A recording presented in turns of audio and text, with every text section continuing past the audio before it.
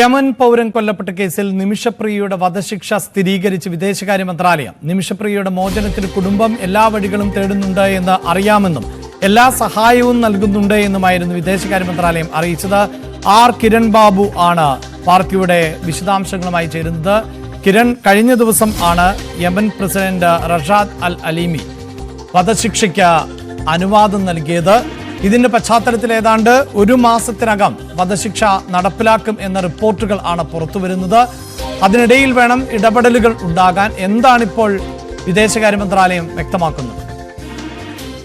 അഭിലാഷ്, നിമിഷപ്രിയയുടെ വധശിക്ഷ 2018 വിധിച്ചതാണ്.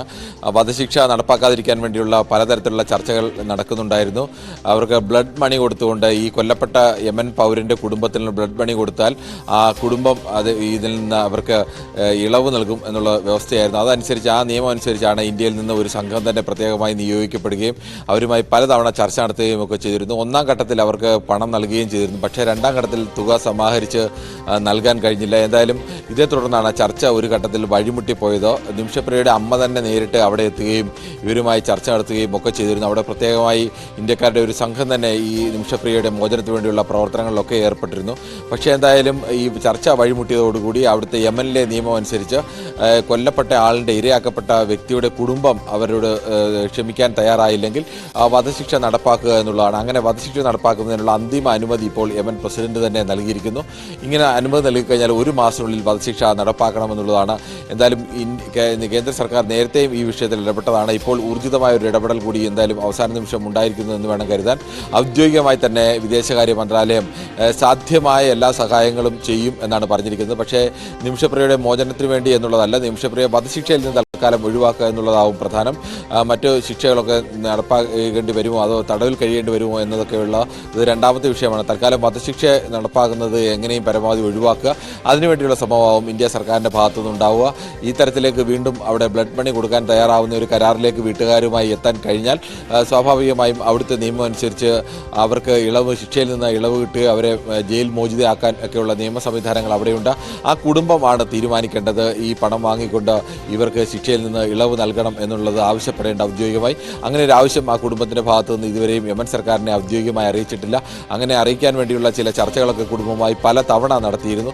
ഒന്നാം ഘട്ടത്തിലെ പണവും കൈമാറിയിരുന്നതാണ്. പക്ഷേ തുടർന്ന് ഉള്ള പണം കൈമാറാൻ പൂർണ്ണമായും കഴിയാതിരുന്നതാണ് ഇത്തരത്തിൽ ചർച്ച വഴിമുട്ടിപ്പോകാൻ കാരണമെന്നും ഇപ്പോൾ വധശിക്ഷയെ നടപ്പാക്കാനുള്ള തീരുമാനത്തിന് അന്തിമ അനുമതി ലഭിക്കാനുള്ള കാരണമെന്നുമാണ് രക്ഷാപ്രവർത്തനങ്ങൾ അല്ലെങ്കിൽ മോചന പ്രവർത്തനങ്ങൾ ഏകോപിപ്പിക്കുന്ന ഇന്ത്യക്കാർ പ്രധാനമായും പറയുന്നത്. എന്തായാലും കേന്ദ്ര സർക്കാരിൻ്റെ ഭാഗത്തു നിന്ന് ഔദ്യോഗികമായ ഒരു ഇടപെടൽ ഈ വിഷയത്തിൽ ഉണ്ടായതോടുകൂടി യമൻ സർക്കാരിനോട് കേന്ദ്ര സർക്കാർ തന്നെ അക്കാര്യത്തിൽ ഇടപെടുകയും ഔദ്യോഗികമായ നയതന്ത്ര മാർഗങ്ങളിലൂടെ ഈ മോചനത്തിന് വേണ്ടിയുള്ള പ്രവർത്തനങ്ങൾ നടക്കുകയും ചെയ്താൽ സ്വാഭാവികമായും അത്തരമൊരു മോചനം സാധ്യമാകും എന്നുള്ള പ്രതീക്ഷയാണ് നിമിഷപ്രിയയുടെ കുടുംബത്തിനും നിമിഷപ്രിയയുടെ മോചനം ആഗ്രഹിക്കുന്ന എല്ലാവർക്കും ഉള്ളത്. തീർച്ചയായും കിരൺ, ഈ സൂചിപ്പിക്കുന്നത് പോലെ കഴിഞ്ഞ ഏതാനും മാസങ്ങളായി നിമിഷപ്രിയയുടെ അമ്മ പ്രേമകുമാരി അവിടെയുണ്ട്. നിയമവിദഗ്ധർ ഉൾപ്പെടെ ഉള്ളവരുണ്ട്. സൂചിപ്പിക്കുന്നത് പോലെ ഈ കൊല ചെയ്യപ്പെട്ട വ്യക്തിയുടെ കുടുംബം, അവരുടെ ഗോത്രത്തലവൻ, ഇവരൊക്കെയാണ് ആശയവിനിമയങ്ങൾ നടക്കേണ്ടത്. അവിടെ അത്തരം ചർച്ചകളിൽ വിദേശകാര്യ മന്ത്രാലയത്തിൻ്റെ ഇടപെടൽ ആണല്ലോ വളരെ പ്രധാനപ്പെട്ടതായി മാറുന്നത്. ഇപ്പോഴും അതായത് പ്രസിഡന്റ് ഇത്തരത്തിൽ ഒരു ഉത്തരവിറക്കിയാൽ പോലും അല്ലെങ്കിൽ അനുമതി നൽകിയാൽ പോലും അതിൽ നിന്ന് രക്ഷപ്പെടുവാനുള്ള അല്ലെങ്കിൽ വധശിക്ഷ ഒഴിവാക്കപ്പെടുവാനുള്ള സാധ്യതകൾ ഇനിയും ഉണ്ട് എന്നല്ലേ നമുക്ക് മനസ്സിലാക്കേണ്ടത്? പക്ഷേ യമൻ്റെ നിയമം അനുസരിച്ച് ഇനിയും വധശിക്ഷയിൽ നിന്ന് ഒഴിവാകാനുള്ള സമയമുണ്ട്. വധശിക്ഷ നടപ്പാക്കുന്നതിന് മുമ്പായി ഈ ആരാണോ കൊല്ലപ്പെട്ടത് അല്ലെങ്കിൽ ആരാണ് ഇരയാക്കപ്പെട്ടത് അവരുടെ കുടുംബം ആവശ്യപ്പെടുന്ന അവരുമായി ചർച്ച നടത്തി. അത് കോടതിക്ക് പുറത്തുള്ള ഒരു അനൗദ്യോഗിക ചർച്ചയാണ്. അത്തരം ചർച്ചകൾ നടത്തി അവർ ബ്ലഡ് മണി എന്നൊരു തുക, നഷ്ടപരിഹാരമായ ഒരു തുക അവർക്ക് നൽകി കഴിഞ്ഞാൽ അവർ ഈ പ്രതിയോട് ക്ഷമിക്കാൻ തയ്യാറാവുകയും അവരെ ശിക്ഷയിൽ നിന്ന് ഒഴിവാക്കണമെന്ന് സർക്കാരിനോട് ഔദ്യോഗികമായി ആവശ്യപ്പെടുകയും വേണം. അത് യഥാർത്ഥത്തിൽ സർക്കാരുകൾ തമ്മിലോ നിയമത്തിലോ വരുന്നല്ല. നിയമത്തിൽ അവരുടെ നിയമം അനുസരിച്ച് അങ്ങനെ ഒരു ഇളവുണ്ട്. ആരാണോ ഇരയാക്കപ്പെടുന്നത് അവരുടെ കുടുംബം അവരോട് ക്ഷമിക്കാൻ തയ്യാറാവുകയാണെങ്കിൽ അവരെ ശിക്ഷയിൽ നിന്ന് ഇളവ് ചെയ്യാൻ കഴിയുമെന്ന്. ആ സാധ്യതയാണ് അവർ ഉപയോഗിച്ചുകൊണ്ടിരുന്നത്. ആ സാധ്യത അനുസരിച്ച് തന്നെയാണ് നേരത്തെ അവിടുത്തെ ഇന്ത്യയിൽ നിന്നുള്ള ആളുകളെ ചുമതലപ്പെടുത്തി, അവർ സംഘം തന്നെ ചുമതലപ്പെടുത്തി പ്രദേശ് നിമിഷപ്രിയയുടെ നാട്ടിൽ തന്നെ നെന്മാറയിൽ തന്നെ അവിടെ ഈ തുക സമാഹരിക്കാൻ വേണ്ടിയുള്ള വലിയ പ്രവർത്തനങ്ങളൊക്കെ എല്ലാ പാർട്ടികളും എല്ലാ സംഘടനകളും എല്ലാം ചേർന്ന് നടപ്പാക്കിയിരുന്നു. അങ്ങനെ ഒരു ഘട്ടത്തിൽ തുക സമാഹരിച്ച് ഒരു ആദ്യ ഗഡു തുക സമാഹരിച്ച് നൽകുകയും ഒക്കെ ചെയ്തിരുന്നു. പക്ഷേ പിന്നീട് ഇവർ വീണ്ടും ആ വീട്ടുകാരാദ്യം തയ്യാറായിരുന്നില്ല, അത്തരമൊരു ഇളവിന് തയ്യാറായിരുന്നില്ല. ആ ഇരയാക്കപ്പെട്ട വ്യക്തിയുടെ ഗോത്രം ഉൾപ്പെടുന്ന ഗോത്ര തലവനുമായിട്ടൊക്കെ ആയിരുന്നു അത്തരത്തിൽ ചർച്ചകളൊക്കെ നടത്തിയിരുന്നത്. അത്തരം ചർച്ചകളൊക്കെ നടത്തി ഒരു ഘട്ടത്തിൽ അത് മുന്നോട്ട് പോയതാണ്. പിന്നീടാണ് ഈ ചർച്ചകൾ വഴിമുട്ടിപ്പോയത്. ചർച്ചകൾ വഴിമുട്ടിയതിന് പ്രധാനപ്പെട്ട ഒരു കാരണം രണ്ടാം ഘട്ടത്തിൽ തുക കൃത്യമായി സമാഹരിച്ച് നൽകാൻ കഴിയാത്തതാണ് എന്നാണ് എന്തായാലും ഈ രക്ഷാപ്രവർത്തനത്തിൻ്റെ മോചന പ്രവർത്തനങ്ങൾക്ക് ഏകോപിപ്പിക്കുന്ന ആളുകൾ പ്രധാനമായും പറയുന്നത്. ഇപ്പോൾ ഇന്ത്യ സർക്കാർ തന്നെ വിഷയത്തിൽ ഔദ്യോഗികമായി ഇടപെടും എന്നുള്ളത് ഔദ്യോഗികമായി തന്നെ അറിയിച്ചിരിക്കുകയാണ്. ആ വഴിക്ക് ഇടപെടലുകൾ ഉണ്ടായാൽ സ്വാഭാവികമായും ഈ തുക നൽകി എത്ര തുകയാണ് അവർ ആവശ്യപ്പെടുന്നത് ആ തുക നൽകിക്കൊണ്ട് ആ തുക ഇവരിൽ നിന്ന് ബ്ലഡ് മണി നൽകിക്കൊണ്ട് ഇവരെ കുടുംബത്തിന് നേരെ എഴുതി നൽകുക, ഔദ്യോഗികമായി തന്നെ സർക്കാർ നൽകുക, ഈ വധശിക്ഷയിൽ നിന്ന് ഇവരെ ഒഴിവാക്കണം, ഇവരോട് ഞങ്ങൾ ക്ഷമിച്ചിരിക്കുന്നു എന്നുള്ള അവരുടെ നിയമപ്രകാരം അങ്ങനെ നൽകാൻ, വധശിക്ഷയായാലും ഏത് ശിക്ഷയായാലും അങ്ങനെ ഇളവ് നൽകാൻ ഉള്ളൊരു വകുപ്പ് ആ രാജ്യത്തെ നിയമത്തിനനുസരിച്ചുണ്ട്.